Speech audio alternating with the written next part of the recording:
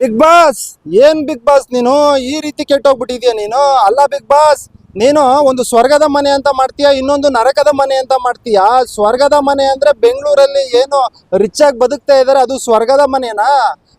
ನರಕದ ಮನೆ ಅಂತಂದ್ರೆ ಹಳ್ಳಿ ಕಡೆ ಏನು ದನ ಕರುಗಳಾಗಿರ್ಬಹುದು, ಚಾಪೆಗಳಾಗಿರ್ಬಹುದು, ಗುಡಿಸಲ್ಗಳಾಗಿರ್ಬಹುದು, ನೇಗಿಲುಗಳಾಗಿರ್ಬಹುದು, ಏನು ಸಗಣಿಗಳಾಗಿರ್ಬಹುದು, ಇದೆಲ್ಲವನ್ನು ಕೂಡ ನರಕಕ್ಕೆ ಹೋಲಿಸಿ ನೀನು ನರಕದ ಮನೆ ಅಂತ ಸೃಷ್ಟಿ ಮಾಡಿದ್ಯಾ. ವಿಚಿತ್ರ ಅಂತಂದ್ರೆ ನೋಡಿ ಹೇಗಿದೆ ನಮ್ಮ ಹಳ್ಳಿಯ ಜನರೇ.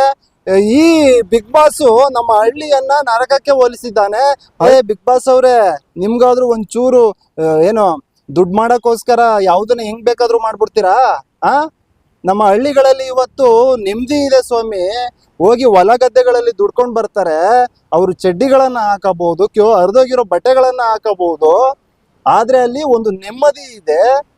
ಅದೇ ನೀವು ಸಿಟಿಯ ಜೀವನವನ್ನ ಏನು ಸ್ವರ್ಗದ ಜೀವನ ಅಂತ ಏನು ಹೇಳಿದಿರ ನಿಮ್ಮ ಇದರಲ್ಲಿ, ನಿಮ್ಮ ಬಿಗ್ ಬಾಸ್ ಅಲ್ಲಿ ಏನಿದೆ ಸ್ವಾಮಿ? ಬರೀ ಸ್ಟ್ರೆಸ್ ಇದೆ ಅಷ್ಟೇ, ಬರೀ ಒತ್ತಡ ಇದೆ, ಬರೀ ಒತ್ತಡದ ಜೀವನ ಸಿಟಿಯ ಜೀವನ.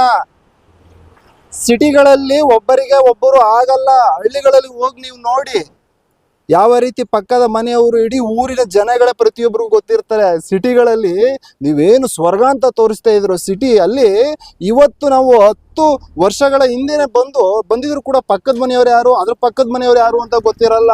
ಸಿಟಿಗಳಲ್ಲಿ ಇದು ಸ್ವರ್ಗದ ಜೀವನವೇನ್ರಿ? ಇದು ಒತ್ತಡದ ಜೀವನ, ಮಾನವೀಯತೆನೆ ಮರೆತಂತ ಜೀವನ.